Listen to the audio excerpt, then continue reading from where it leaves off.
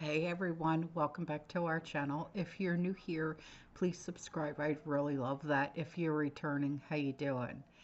Um, we've got a lot to talk about, okay? And this is like from people boots on the ground, okay? And this is the damn truth, okay? And I really want you to listen and pay attention because the words that are spoken is the truth and nothing but the truth. And it takes a lot for these people to come out and say what they're saying. And I only wish that I could go to these areas and help. I really do. But I can't, unfortunately, you know, because I'm limited to what I can do because of only having one car. Okay. But um, the way that I am helping is getting their words out there. And if that's what all I can do, then that's what I can do. And I feel that I am helping that way. So let's listen to their words and let's spread their words. All right. So let's get going. Here we go. Nah, see, what we ain't gonna do there, Miss Criswell, Miss FEMA director. We ain't gonna get on national TV and piss down our backs and tell us it's raining, okay? So you want to get on national television? You want to sit here and blame the victims of a natural disaster, saying it's their fault? That they're in the situation they're in? No, ma'am, no, ma'am. Let's call the truth out like it is. First and foremost, you ain't done a damn thing but show up and condemn people's properties, and that's the last time we've heard from y'all and seen y'all. You want to sit here and say you call these people every 2 weeks is bullshit because we have been blowing your phones up since day freaking one. You and Red Cross. And yet again, no answers. Nobody calls back. Let me tell you, if I was the FEMA director and I had 20,000 employees, I would be sending groups out to these areas and making them go lay eyes on these people, making them talk to these people and ask these people face to face what they need. I wouldn't be waiting on a freaking phone call because you know as well as I do, a lot of these people don't have financial funding coming in because they've lost everything. They worked in that area. Their jobs are gone. So they don't have any financial funding coming in for themselves to pay their everyday bills, i.e. a cell phone bill, because they have to keep paying property taxes. They have to keep paying rent. They have to keep paying mortgages because the freaking insurance companies have denied all of them. So they have to keep paying on this stuff with nothing coming in. Furthermore, we were fighting with y'all with those freaking trailers that you let sit on that property with fencing around it and let nobody move into them. And now you're denying people their freaking hotel vouchers. What in the hell? You're not going to sit here and bold-faced fly to America when we have been sitting here fighting and fighting and fighting with y'all. And that's just brass tacks for you. Don't get out here and lie to the American people when we've been sitting here screaming to the rooftops for you to freaking do your damn job. We got 7 days left to have this out before it goes bye-bye. So you know what? I was thinking to myself, screw it all. Let's be feral. First thing I want to say is to the current administration, you guys are nothing but a bunch of lying, backstabbing thieves, okay? Next thing I'd like to put out there is for FEMA and Red Cross. Yeah, you guys are nothing but a bunch of puppets in the federal government pockets. You said it yourself now, didn't you, Criswell? You got to take care of your federal family, so that foretells me that I'm right, that you guys are nothing but a bunch of bought, paid for puppets, okay? You need to be dismantled or it needs to be restructured. Something needs to be happening. Next thing I'd like to put out there is for old Gavin Newsom and Miss Bass. Yeah, everything that's happening in LA right now, I'm pretty sure it's premeditated because you can miss me on the BS that you came up with that LA 2.0 like that. Nah, that's something that's been in the making right there. This one may sting a little bit. Let's get down to brass tacks of why you're trying to get rid of this. It's because you don't like people like me getting on here and dismantling your propaganda that you like to keep putting online. No, you're mad because people like me want to get on here and speak actual facts and truth of what's really going on in reality, okay? And I know this is really going to get under y'all's skin, so I'll leave it at this. God bless our country, and God bless Donald J. Trump that's about to be our next freaking president, regardless if he's a felon or not. I don't regret the decision voting for the man and never will. Thank you. Now, My question is, what is really wrong with people? Why are they making the situation worse in Los Angeles? Why are neighbors doing what they're doing? You know, when they get caught trying to set people's property ablaze, why wasn't he arrested? Had he been doing this for a while? Is this the new norm? Questions are arising here, at least on my part. So the cops just knock on my door. I'm taking the first shower that I have felt comfortable taking in this entire week, and I was making it as short as possible to conserve as much water as possible. But I'm just in there like scrubbing this Head and Shoulders through my head quickly, just a quick rinse off. And I hear somebody knock at the door, but there's a language barrier between my neighbors and I, and sometimes if a package gets delivered, like there are some automatic packages that haven't been canceled, etc., etc. So I was like, it's nothing. Then I hear the doorbell ring, and that's a little bit weirder. And obviously we're in the middle of wildfires everywhere. So I'm like, great, this is somebody telling me that I need to evacuate right now. So I hop out quickly. All my go bags are by the door. Oliver, my dog's kennel and stuff, everything's set, ready to go. Tell me why the cops are like, do you know this front neighbor? Because he's setting your front yard on fire. So now they're like, we're just going to sit here all day and make sure he doesn't, because he's been trying all morning. What's wrong? What's happening here? What's going on with? So here's an update, because you know we're so focused on, and which rightfully so we should be, we're so focused on Los Angeles, well, California in general, Western North Carolina, Tennessee, things like that. But you know how I always used to say shiny object? Well, is this the shiny object so we don't pay attention to what else is going on? Hey, did you guys hear about what's going on in Romania with like pretty earth-shattering consequences? I know you haven't, because America's been kind of dominating the news cycle over the last couple of weeks, which had me wondering, like, gee, I wonder what's going on in the world that we're not seeing. Well, to catch you all up, there are massive protests in Romania right now because the government and the president canceled the election, the upcoming election. Basically, they said that TikTok interfered and influenced voters to a degree that they felt it necessary to cancel the election. That sounds like some made up bullshit. But anyways, let's move on. Would it be surprising to you if the person who canceled the election is a pro-NATO candidate? Well, it looks like we're building a massive base in Romania, with some speculating that NATO is using Romania as a door for war, a back door for the war. And yeah, you won't see this on your daily news. So there's an actress, her name is Whitney Cummings, and she's been receiving text messages from her friends and family and stuff about what's really going on in the Pacific Palisades with the fires. Take a listen to what she's saying about what she's being told. All right, I'm going to read another real dark text to you guys about the LA fires and what people are talking about that you're not seeing in the news. And let me just preface this by saying, I'm not defending LA. I've been trying to get out of here for years, but not everyone that lives here is some idiot that like gets their news from like sunny Houston on the View or something. Like, we're here not because we like love it. It's just our parents didn't give us attention. Our dads didn't want us.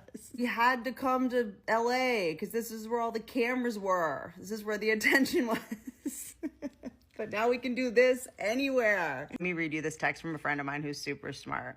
Wednesday on, I'm not going to tell you where, just below my house, a homeless man poured gasoline down the sewer grate and lit it on fire. Homeless in LA is a very tricky thing. It's hard to figure out who's homeless and who's not because really rich people dress like they're homeless. It's just the brand of the clothes they're wearing is like the Olsen twins or whatever. So when you see a homeless person, it's very hard to tell, like, is that a bum? Is that a hobo? Or is that like a Nepo baby. And then 2 hours later, out of nowhere, with no burning embers near us, hard to prove that, Runyon goes up. We watched it from our bedroom window. A little smoke, 5 minutes later, the whole hill is on fire. 10 minutes later, we're out of there. He says, I think someone is trying to encircle Los Angeles. A few people cashing in on insurance, but someone wants to burn this place to the ground and get the land or cover the tunnels. Ow. Hit my head. The tunnels, dog, I really don't have time to take on LA tunnels, so I will. So, Jean-Pierre, you know, her, the one who is the mouthpiece. Listen to this and tell me what the hell she's talking about, okay? Because from my perspective, I hear delayed transition into power. Same old BS. What's going on? Okay. Do they want a civil war? Do they want chaos? Do they want mayhem? Can they declare martial law? What the flip-flop? Trying to be nice here. What's really going on? Inquiring minds want to know. Will say, though, if there is a shutdown, and I don't want to get too much into hypotheticals, but this is the reality, transition activities will be restricted. And with limited exceptions, obviously, but such as prevent imminent threats to the safety of human life or the protection of property. Those are the things that we would, that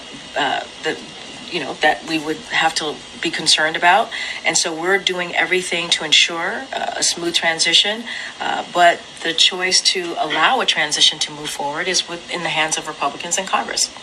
You know, we can continue to have this smooth transition of power if they stop threatening a shutdown. So now this last video that I'm going to leave you with, the whole video is insane. But like I said, it is the truth.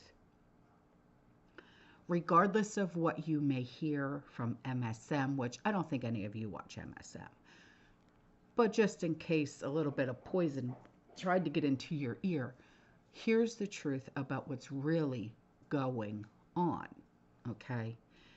And this is from someone who lives in the Appalachian Mountains, and they're tired, guys. Tired, all right? They're not receiving the help that they so rightfully friggin' deserve. And it's sad.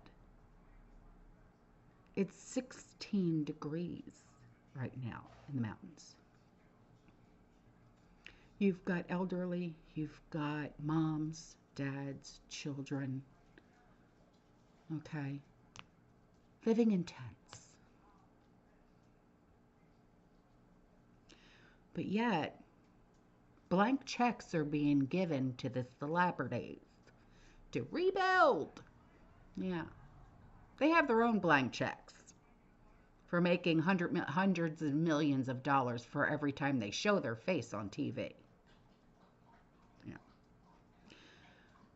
Let's give those blank checks to the people of the Appalachian Mountains. Shall we? Ciao. Good morning, y'all, from snowy western North Carolina. It's Sunday, January 12th, and I woke up ill as a hornet today. I'm mad all over. I want to preface this by saying that my thoughts and prayers are with California, and I truly mean that. Nobody should have to endure such as that. And I'm happy for them, that they've been issued a blank check to help with their recovery and that no expense is being spared. But where was this blank check, this carte blanche, when our people were drowning and being pulled out of the mud and still being pulled out of the mud? There's heavy media coverage of the wildfires, but most of the country doesn't even know what's going on here in Appalachia. All these celebrities that are coming out all tearful on social media. Where was all this emotion for the people of Appalachia? It's almost as if us dumb mountain folk don't matter. Y'all know I ain't lying. Y'all know we're in the midst of one of the worst natural disasters in American history. Our people are still suffering in ways you can't even imagine. Still. And this is 4 months post-Hurricane Helene. People are still living in tents and cars. Please tell me how that's okay. Somebody riddle me that. People that are in hotel rooms sponsored by FEMA that are fixing to get kicked out in a day or two, and they have nowhere to go. They're being kicked out, and we're covered up in snow and ice, and it's 16 degrees out there right now. And these are mostly women and children and elderly. Tax-paying citizens, mind you. I had water damage to my home, but my insurance company denied the claim, and FEMA denied me that whopping $750, but they did offer me a hotel stay. But since my home is livable, thank goodness, I didn't take them up on it. But still yet, the other day, I got an email from them saying I was being kicked out of the hotel. They don't even know who's staying in these places. Our people are begging for basic necessities, housing, food, stuff to keep them warm. I don't know how FEMA decides who to help and who not to help, and who to make jump through hoops, and people have lost their income. Their places of business were destroyed or have gone bankrupt, or they've lost their means of transportation because their car was destroyed in the hurricane, or they got fired because they had to stay home with their young'uns when the schools and the daycares were closed. There's still so many areas here that look like a nuclear bomb went off. It makes me almost throw up just driving through some of these areas, the ones you can actually drive through now. Families have been separated. Some people have had to send their kids to live across the country with other family members because they just simply can't provide. Funding has run out for the people that were helping with rental assistance. People whose homes were deemed uninhabitable by FEMA, and it's thousands of them, aren't getting enough money or any money to help them rebuild, so they're having to do it on their own, and they just can't afford it. The elderly who don't know how to navigate social media, some of them are just being found by happenstance in their homes that really they shouldn't even be there because of the mold, and they're being hospitalized for lung infections. And babies hadn't stopped being born in the midst of this.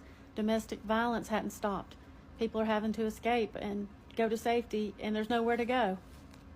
Yes, the Amish have come and built tiny houses. And thank goodness for the individuals and the businesses who have donated tiny homes and campers.